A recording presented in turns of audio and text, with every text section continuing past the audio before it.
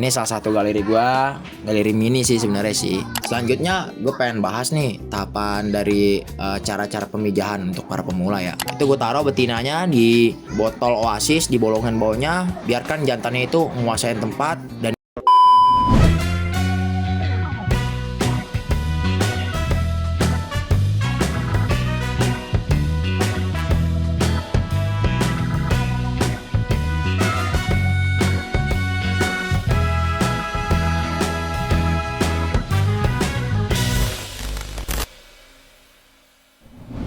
halo bre, nih galeri mini gua nih. Digerebek gua tiba-tiba datang ya bre sama teman-teman YouTube gua nih. Ini galeri mini salah satu terinspirasi gua. Sebelum-sebelumnya gua ngevlog ke SLV Betavis, ke CSL Jepang Selatan Liar, ya kan, CSL Beta. Dari situ gua terinspirasi untuk jadi ya awalnya hobi, lama-lama jadi breeder lah, breeder pemula. Ini salah satu galeri gua, galeri mini sih sebenarnya sih. Ya kali ini gue pengen ngejelasin untuk para pemula ya, pemula ikan cupang, gimana caranya tips ganti air ya. Tips ganti air ini bre, tips ganti air yang sangat mudah. Kalau gua di sini kan pakainya air usulan galon, berhubung air pump kapornya itu terlalu tinggi. Jadi takaran gua nih 1 galon itu 1 sendok setengah makan. Jadi 1 sendok sama setengah sendok makan. Jadi 1,5 sendok makan itu buat takaran garam. Untuk obat biru biskuitnya itu gua pakai 3 tetes ya. Diaduk sampai larut. Langsung dah tuh dimasukin ke dalam toples yang kita udah cuci. Setelah itu kita taker dah tuh airnya. Gitu. Nanti jangan lupa juga ada ketapang. Nah hari ini gue ketapangnya nanti dulu sore atau nggak lusa karena pengen di shoot ya, jadi air biru aja dulu kayak gitu. Itu tips ganti air buat para pemula. Nah biasanya sih kalau gue sih toples udah kotor misalkan. Nah ikannya gue pindahin dulu nih di botol Oasis. Nanti sambil gue cuci toplesnya, baru dimasukin air baru dimasukin lagi ikannya, kayak begitu. Kalau gue sih pribadi kayak begitu.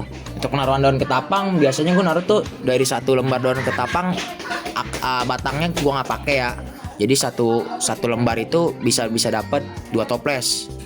Jadi setengah batangnya aja yang nggak usah kita taruh di dalam toples kayak gitu. Ini salah satu ganti air yang sangat mudah. Sama ganti air burayak gue juga kayak begitu. Takarannya gitu, 1 galon kan 19 liter ya. Itu 1 sendok setengah itu garam, bleach aidnya tetap 3 tetes. Udah gitu daun ketapang jangan lupa batangnya juga dibuang ya. Di sini nih galeri mini gue tuh gue mainnya di multi sih, multicolor, ya kan, yang berwarna-warna. Salah satunya nanti kalian bisa lihat itu ada koi masking, Nemo multicolor, ya kan, Nemo Galaxy. Yellow base-nya juga ada kita, terus di yellow koi juga gua ada. Ya macam-macam sih, dari female sampai male juga ada kok di sini kok. Kayak gitu. Nah, selanjutnya gue pengen bahas nih tahapan dari cara-cara pemijahan untuk para pemula ya. Pemijahan biasanya gue mijahin jantan nih sama betina nih. Sebelumnya tuh biasa seminggu sebelumnya gue kasih pakannya encu itu jentik nyamuk ya. Jentik nyamuk kan ada 2 tuh, ada yang panjang, ada yang bongkok tuh yang udah pengen jadi nyamuk. Nah, yang biasanya yang pengen jadi nyamuk itu nih, yang biasanya mau jadi nyamuk kayak gitu nih, gue kasih makannya ke female, ya kan. Nah, male-nya itu gue kasih yang jentik nyamuk yang panjang-panjang gitu. Terus seminggu sampai 2 minggu lah sebelum gue breed tuh kayak gitu, gue treatment dulu.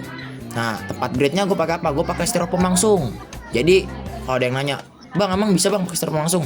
Tergantung si jantan. Nah jantan ini kan punya tipikal masing-masing ya.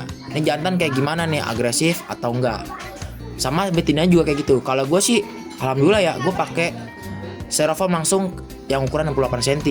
Itu gue taruh betinanya di botol Oasis di bolongan bawahnya, biarkan jantannya itu menguasai tempat dan bikin busa. Kasih plastik atau sama daun ketapang wajib ya, daun ketapang buat nanti dia bikin sarang atau busa.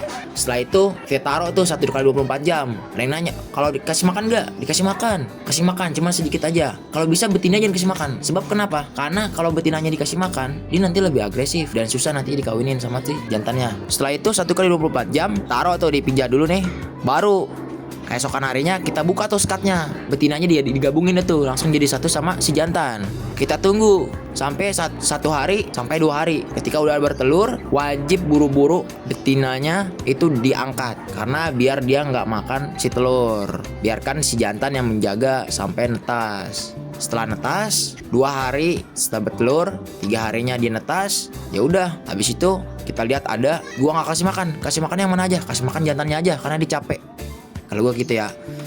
Kalau nggak dimakan sama jantan apa? Berarti tuh jantan bagus, dia mau ngerawat anaknya. Nah setelah itu udah gua kasih makan tuh jantannya, tunggu sampai umur 4 hari si burayak, baru kita bakal kasih Artemia. Artemianya itu kita kasih sampai umur ke-7 hari. Nah umur ke-7 hari si jantan kita angkat, biarkan itu anaknya aja. Umur 7 hari sampai dengan umur 2 minggu atau bahkan sampai sebulan, kita langsung kasih makan kutu air. Jangan takut-takut ngasih kutu air kasih makan. Kalau gue biasanya ngasih yang makan ya itu 1 sendok makan kering atau enggak 1 sendok teh kering. Biarin. Emang bisa bang mati gak bang burayak kalau kena kutu air? Nggak mati, karena kutu air itu bakal membelah diri dan pecah menjadi kecil. Nah itu yang akan dimakan. Tapi tutup rapat-rapat. Sebab gue pernah ngalamin, kalau gue pemula, gue pernah ngalamin burayak gue tuh kemasukan jentik nyamuk. Emang jentik nyamuk makan burayak? Nggak makan.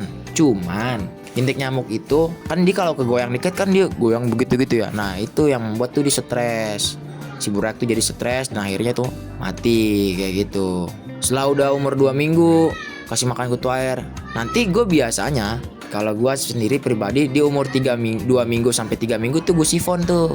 Kotorannya gue sedot tuh ini dasar-dasar. Ntar ditambah lagi air baru, air rendapan ya, yang jelas air rendapan atau enggak kalau gue air usul galon, langsung kasih garam ikan, bleach it ya kan, sama ketapang. Udah terus kayak gitu berjalan waktu. Ntar kalau udah umur bangsa sebulan lah ya, umur sebulan kurang, kita kasih makan cacing sutra. Karena cacing sutra itu apa ya, buat membesarkan badan ya. Kalau kutu air itu buat protein dia bagus ya kan. Jadi ku kasih makan deh tuh, ku kasih makan cacing sutra dan gue cincang ya, diiris-iris pakai apa, taruh di wadah kecil mangkok, cincang tuh pakai disilet. Kasih makan dah tuh. Dari kasih makannya kapan bang? Kalau ada waktu gue kasih makan pagi, wajib pagi sama sore. Nggak ada waktu siang sama apa bang? Sama malam. Cuman jangan terlalu malam. Selalu begitu. Sehari 2 kali kayak begitu. Kalau gue tuh kayak begitu. Cara-cara breed, cara-cara pemijahan sampai tahap nanti burayak jadi dan akhirnya umurnya tuh besar. Ya di dalam juga gue ada koleksi apa ya, burayak gue yang umurnya 1,5 bulan lebih. Nanti tanggal 7 Februari dia itu masuk di umur 2 bulan. Karena gue ngebreed tuh di tanggal 7 netesnya itu tanggal 7 Desember ya. Kayak gitu. Setelah itu banyak sih namanya seleksi alam ya. Seleksi alam itu banyak. Ya kan? Itu yang tadinya burayaknya banyak lama-lama berkurang. Nah itu karena apa? Seleksi alam, penyakit, telurnya dia masih muda, kayak begitu. Oh ya satu hal yang gue ingetin, jangan lupa ya kalau misalkan mau ngebreed, usahain umur si jantan sama si betina tuh matang dan telurnya itu yang matang. Kenapa? Karena kalau nggak telur matang itu telur anakan burayak bisa cepat mati tuh kayak begitu. Kadang-kadang suka hilang gitu. Itu disebabkan karena telur yang muda. Kalau gue sih pengalaman kayak begitu. Kalau kalian semua kan berbeda-beda. Ini kan kita sama-sama sharing lah ya. Setelah itu pas gue itu jadi di umur 1 bulanan gue hitung itu sekitar 624 ekor.